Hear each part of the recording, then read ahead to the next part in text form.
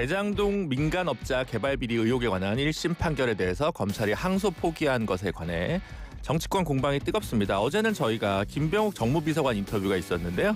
오늘은 국민의힘 입장을 들어보도록 하겠습니다. 국회 법사위 소속인 신동욱 수석 최고위원 연결돼 있습니다. 의원님 안녕하세요. 예, 안녕하십니까. 예. 네, 오늘 국회에서 굉장히 큰 규탄 대회를 여셨더라고요.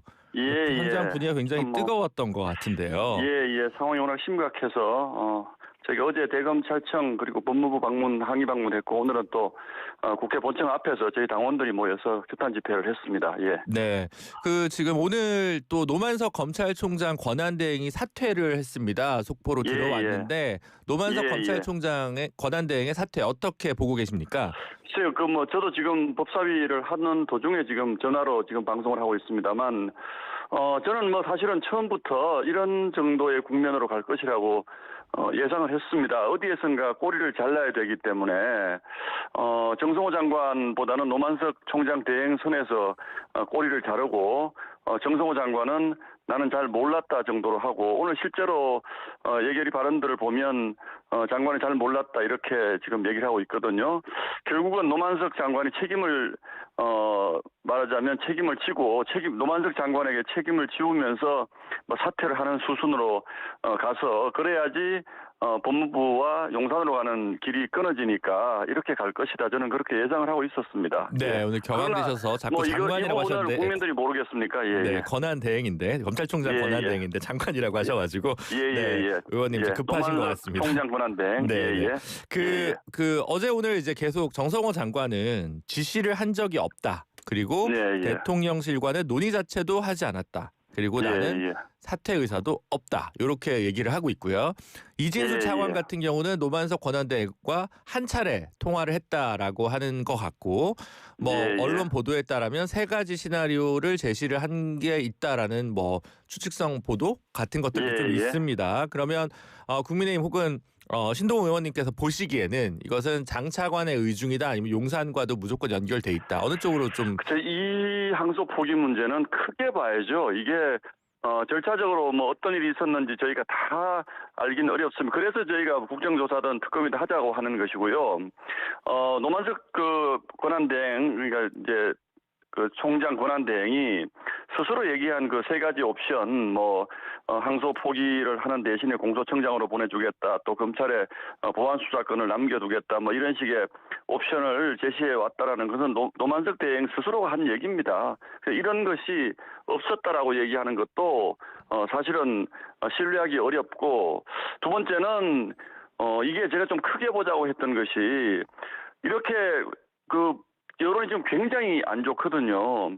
이런 반발을 무릅쓰고 이 항소 포기라는 이 엄청난 일을 했을 때 과연 이게 노만석 대행이 도대체 무슨 생각을 가지고 했겠는가. 용산이라든지 법무부에 본인이 그저께 그러지 않았습니까? 용산 대통령실과 법무부의 관계를 고려해서 이런 표현을 썼기 때문에 자체적으로 이렇게 했다는 그는 믿을 수가 없는 것이죠. 지금 검사들이 전부 지금 반발을 하고 있고 수사검사, 공판검사 그리고 서울중앙지검장까지 항소하는 것이 맞다라고 얘기를 했다고 하는데 노만석 대행이 그러면 혼자서 본인의 그동안의 이력에 먹칠하는 지금 검찰 내부에서는 검찰 역사상 최악의 결정이었다 이런 평가가 나오지 않습니까? 노만석 대행이 바보가 아닌데 그랬을 리는 없고요. 이거는 분명히 정성호 장관을 거쳐서 용산으로 가는 것인데 정성호 장관은 정치인이니까 좀 더 유연하게 그 길목을 끊으려고 앞으로 노력을 하겠죠. 그리고 정성호 장관이 사퇴를 하면 그 악역을 누가 맡겠습니까? 그러니까 정성호 장관은 어쨌든 버틸 수 있을 때까지 버틸 것으로 저는 그렇게 판단을 하고 있습니다. 예. 네, 정성호 장관이 장동혁 대표 1심 무죄 나니까 검찰이 항소 포기했다. 박수영 의원도 벌금 90만 원, 그러니까 이제 벌금 100만 원이 당선 무효형인데 90만 원 나왔는데 그때도 검찰이 항소 포기했다. 이래서 항소 포기가 아주 이례적인 것은 아니다. 이런 얘기도 좀 하는 것 같고, 그다음에 이제 윤석열 전 대통령 구속 취소 사건 광시에 항명이 없었는데 이번 건만 너무 좀 선택적 항명 아니냐 검사들이 이런 비판도 좀 있습니다. 이렇게 대응하는 논리들에 대해서는 어떻게 생각하시나요? 그러니까 정성호 장관이 예로 드는 1심 무죄 선고는 100만 원이었거든요. 선거법 1심 그 구형이 100만 원이었거든요. 네. 무죄 났고 박수영 장관 90만 원인데 90만 원, 100만 원짜리 사건하고 이것을 비교하는 것 자체가 굉장히 다급하다는 겁니다.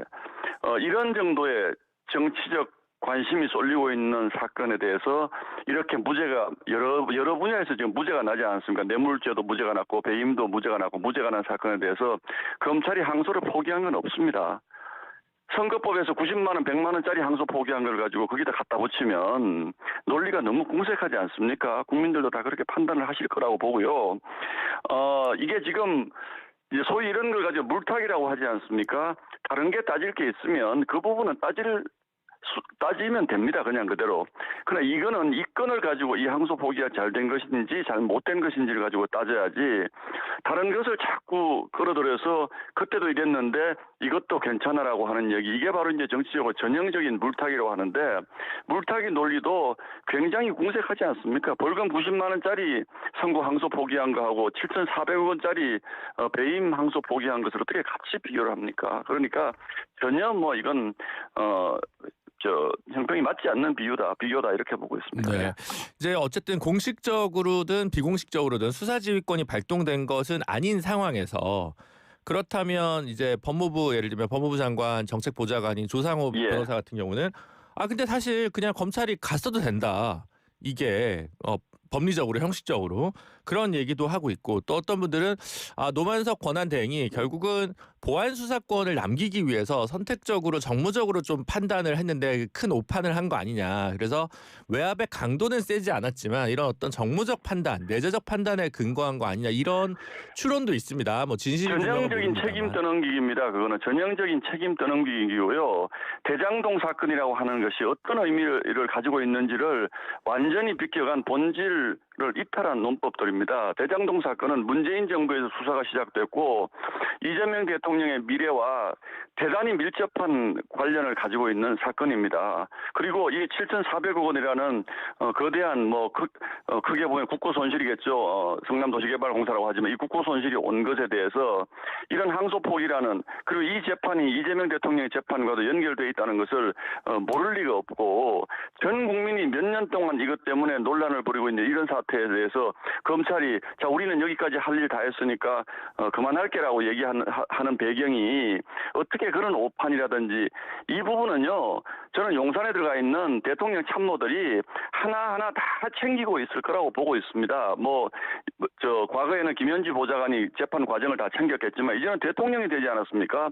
대통령의 거취 문제와도 관련이 있을 수 있는 이런 재판을 검찰이 마음대로 알아서 항소를 하게 둔다라든지 또는 그냥 항소했으면 됐지 왜 그렇게 판단했니라고 이렇게 물어보는 것은 말이 안 됩니다. 이미 정성호 장관이 항소 포기에 대한 의견이 왔을 때 신중하게 해라, 즉 하지 말아라라는 의견을 냈다라고 지금 얘기를 하지 않습니까? 그러니까 또 반대로 정상적으로 수사 지휘를 했으면 그건 얼마나 엄청난 역풍의 국민적 저항에 직면을 하겠습니까? 그러니까 그거는 못한 것이고 이렇게 해서 검찰이 알아서 한 것처럼 포장해서 슬쩍 넘어가 보려고 했는데 그러니까 제가 국민분들이 얼마나 현명합니까? 지금 굉장히 분노하고 계시거든요. 그렇게 넘어갈 수 없는 것입니다. 알겠습니다. 이 사건의 역사성에 대해서 한번 좀 생각을 해보셨으면 좋겠습니다. 그러면 이제 용산의 외압설에 강한 무게를 두시면서 이제 국정조사를 요구하고 있는 상황인데요. 국민의힘 입장에서는 민주당에서는 이 수사 과정에서의 선택적 기소 혹은 좀 불편부당함이 있었다. 남욱 변호사의 진술 등을 근거로 해서 역시 마찬가지로 좀 다르긴 하지만 어쨌든 같은 사건을 두고 역시 또 국정조사를 요구하고 있습니다. 시기는 다릅니다. 국민의힘이 요구하는 거는 항소 포기 과정에 관한 실체 규명이고 기소 과정에서 문제는 없었는지 수사 과정에 문제가 없었는지가 민주당의 방향인데 그러면 이 부분은 여야 합의가 되기는 좀 어려워 보이기는 합니다. 아닙니다. 그렇지 않습니다. 저희 당은 물론 아직 당의 입장이 최종적으로 다 확정된 건 아닙니다만 저 개인적으로 보기에는 민주당이 어떤 요구를 하더라도 국정조사를 수용한다면 저는 저희 당은 받을 것이라고 저는 생각을 합니다. 그 과정에서 수사에 문제가 있었는지 항소 포기에 어떤 외압이 있었는지까지를 다 다룬다는 민주당의 약속만 하면 저희 당은 이 부분에 대한 국민적 의심을 해소하기 위해서라도 이 부분은 반드시 받아서 국정조사든 특검이든 뭐 해야 한다라고 생각을 하고요. 특히 외압 부분에 대해서는 이 구조가 지금 민주당에서 최혜병 특검을 계속 요구한 것, 그것도 대통령이 뭐 화냈다 이것 때문에 진행되어 온 것도 아닙니까? 똑같습니다, 구조가. 이 부분을 그냥 두고 가면 언젠가는 특검이든 국정조사든 어차피 받을 것이기 때문에 민주당도 그렇게 뭐 쉽게 생각하지 못할 것이고 어떤 것을 하자라는 뭐 그 디테일의 문제가 있을 수는 있지만 저희 당은 받을 자세가 되어 있다 이렇게 말씀드리겠습니다. 아, 네, 알겠습니다. 지금 문구나 현수막 구호를 보면 이제 7,400억을 포기한 것이다라고 얘기를 하고 계신데 그게 그러면 이번에 추징되기로 확정된 그 400 몇십억을 빼고 이제 나머지 처음에 그렇죠. 그렇게 계산을 한 거라고 보면 되는 7,800억 건가요? 가운데 이제 428억 원은 김만배 씨에게 이제 추징을 하기로 선고가 난 부분이니까 428억을 빼고 나면 약 7,400억 원은 이게 원천적으로 국가가 회수할 수 있는 길이 이제는 완전히 막혀버렸고요. 배임죄를 적용을 못했기 때문에 특경가법상의 배임죄를 적용을 못했기 때문에 7,400억 원은 회수할 수 있는 길이 막혔고 이걸 뭐 민사로 회수할 수 있다 이런 얘기를 자꾸 하는데 현실적으로 불가능한 얘기들입니다. 이게 이 7,400억 원을 둘러싼 민사 소송을 성남도시개발공사가 제기해서 이게 도대체 언제까지 어떻게 이게 되겠습니까? 저는 불가능한 얘기를 민주당이 자꾸 물타기 한다고 생각하고 굉장히 심각한 사태가 발생했고 여기에 대해서는 어떤 방식이 됐든 엄중하게 책임을 물어야 한다고 생각을 하고 있습니다. 네. 근데 이게 뭐 좀 다들 좀 얘기는 좀 다르신데, 그러니까 7,800억 중에서 1,800억 정도는 성남도시공사에서 배당을 받아갔으니까 7,800억은 좀 과도한 지당적 검찰이 구형했을 때 추징금을 구형했을 때 좀 넘는 액수, 그러니까 이상하지 않냐 이런 얘기도 있기는 하거든요. 그래서 아닙니다. 검찰이 추징 액수로 산정한 7,800억 원은 이 대장동 일당들이 투자비 뭐 그리고 배당 받아간 부분들 나중에 아파트를 분양했을 때 분양이익 이런 것들 다 포함해서 그렇게 하는 것이고요. 네. 뭐 또 하나 제가 길게 말씀드리지 않겠습니다만 여기에서 뭐 계산에 어떻든 차이가 있다고 하더라도 어쨌든 뭐 수천 6천억 원대 이상의 금액 아닙니까? 그게 꼭 7,800억 원이든 7,600억 원이든 그런 것보다 이 어마어마한 개발 이익을 정말로 전혀 뭐 우리가 합리적으로 납득할 수 없는 대장동 건축 사업자들이 가져갔다는 것, 이 부분에 대해서 이것을 그냥 저희가 책임을 묻지 않고 그냥 지나가면 대한민국이 앞으로 어떻게 되겠습니까? 그러니까 이 부분만큼은 뭐 추징할 길이 있든 없든 간에 정치적으로라도 반드시 밝혀내야 한다라는 것이 저희 당의 입장입니다. 네. 뭐 분노스러워하시는 분들도 많이 계실 거고 한편으로 이제 정무적으로 다소 이제 야당의 시간이다라고 생각하시는 분들도 많을 텐데 오늘 이제 결의대회에서 장도혁 대표가 오늘 긴급 체포된 이제 황교안 전 총리 관련해서 우리가 황교안이다. 뭉쳐서 싸우자 이런 얘기를 했는데 사실은 황교안 전 총리 같은 경우에 당시에 우원식 의장 잡아가라 뭐 이래서 내란 선전선동 혐의잖아요. 그래서 그냥 대장동에 포커스를 맞춰서 오늘 쭉 갔으면 됐을 텐데 이 내란 문제를 다시 끌고 오는 것은 약간 정치적으로 좀 정교하지 못하거나 패착 아니냐 이런 얘기를 저희 나온 보수 패널들도 얘기를 하셨거든요. 그래서 이건 어떻게 생각하시나요? 저는 꼭 그렇게까지 확대해서 해석할 것은 아니라고 생각을 하고요. 지금 황교안 전 대표를 언급한 것은 우리가 처한 정치적인 상황, 얼마 전에 이진숙 전 방통위원장이 수갑체에서 끌려가고 황교안 대표가 우원식을 체포하라. 지금 우원식을 체포하라는 그걸 가지고 집을 압수수색을 당하고 개인이 체포돼서 갈 만한 이런 상황이 아니지 않습니까? 그 정도의 의사도 낼 수 없는 나라가 지금 대한민국입니까? 그러면 대한민국 인구 중에 제가 보기엔 적어도 30-40%는 다 수사받아야 됩니다. 그런 얘기 한 분들, SNS에 쓴 분들, 친구에게 보낸 분들 너무나 많거든요. 그 당시에. 이 정도는 표현의 자유의 영역이라고 봐야죠.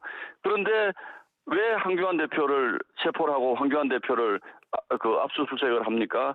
이게 황교안 대표 개인에 대한 보복이 아니고 우리 야권 전체에 대한 정치 보복의 일환이라고 저희는 보고 있습니다. 추경호 대표 정말 터무니없는 사유를 따라서 구속영장을 청구한 것도 마찬가지고 이것이 전체적으로 야당을 말살하기 위한 정치 공격, 정치 탄압의 흐름 속에서 이루어지고 있는 것이기 때문에 마침 오늘 황교안 대표가 체포되는 상황이 생겨서 그렇게 언급을 한 것이지 황교안 대표 의 상황에 대한 구체적인 어떤 뭐 세부적인 내용을 언급한 것이 아니고 우리 야당이 지금 이렇게 진짜 어려운 상황에 처해 있다라는 것을 상징적으로 그렇게 표현한 것이다. 그 정도로 뭐 해석을 해주셨으면 고맙겠습니다. 네, 알겠습니다. 네, 그 지금 그러면 국정조사 아니면 특검 이제 이런 것들을 주장을 하고 계신데 뭐 법사위 정도 조사로 마무리할 수 있는 거 아니냐 민주당은 이제 그런 얘기를 좀 하는 것 같아요. 그러면 이제 그것보다는 덩치가 훨씬 크지 않습니까? 이게 법사위 현안질이 이제 이게 법사위에서도 저희가 이제 주말 사이에 이게 이 문제가 크게 불거지고 월요일부터 당장 현안질을 요구했는데 민주당에서 받지 않았고 어제 오후 늦게 4시 반에 현안질 시간을 잡았는데 우리 당이 요구한 증인 단 한 명도 채택해주지 않아가지고 우리끼리 말싸움마다 어제 끝났습니다. 이게 여야가 어떤 그 새로운 그 조사의 틀을 만들어서 국정조사를 하지 않으면 이게 법사위 차원으로 밝혀낼 수가 없습니다. 저희가 보기에는 그렇기 때문에 그리고 객관적으로 진행이 될 수도 없겠죠. 이번 국정 감사기관의 법사위에서 어떤 일이 일어났는지는 다들 잘 알고 계시지 않습니까? 그러니까 이 부분은 좀 더 여야가 공정하게 국정조사를 할 수 있는 국정조사위원회를 꾸려서 그렇게 조사를 하는 것이 맞다라고 생각을 하고 있습니다. 네, 오늘 규탄 대회 이제 전국의 당원들을 소집해서 이제 진행을 하신 것 같은데 이게 그러면 그 원내에서 요구하는 별대로 전국적으로 장외투쟁도 좀 본격화한다 이런 흐름으로 좀 생각도 염두에 두고 계신 건가요? 그래서 이제 저희의 장외투쟁이라는 부분에 대해서 제가 분명히 말씀을 드리면 과거의 장외투쟁이라고 하면 일체의 국회 내부 일정을 우리가 보이콧하고 밖으로 나가서 대국민 선전전을 하자 이런 개념의 장외투쟁이었다면 지금 저희 당은 할 수 있는 모든 것을 다 하겠다는 겁니다. 국회에서의 상임위 투쟁, 법안 투쟁, 정책 투쟁 다 하고요.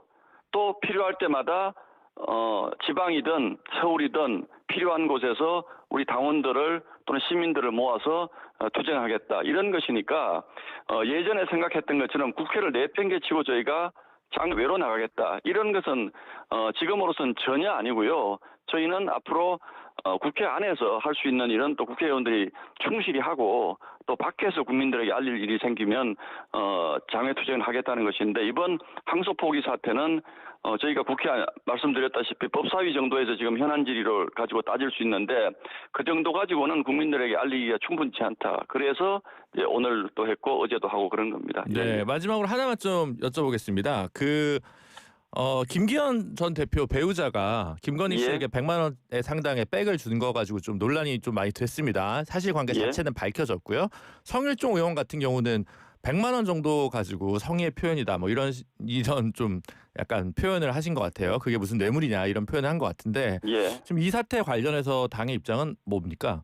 뭐 당의 입장 없습니다. 그 금액에 대해서 개개인이 느끼는 어떤 체감 온도가 좀 다를 수 있고 그러나 다만 그것 자체에 대해서는 썩 적절했다고 저는 생각하지 않습니다. 그러나 이게 크게 확대해서 저희가 뭐 큰 의미를 부여할 만한 그런 일은 아닌 것이고 뭐 대통령 부부와 당대표 부부 사이에 오고 간 뭐 성의 표시 뭐 정도 그냥 그 정도 이상도 이하도 아니었던 것으로 그렇게 생각을 하고 있습니다. 네, 알겠습니다. 오늘 인터뷰는 여기까지 하도록 하겠습니다. 오늘 감사드립니다. 예, 고맙습니다. 지금까지 국민의힘 수석 최고위원 신동욱 의원이었습니다. 이번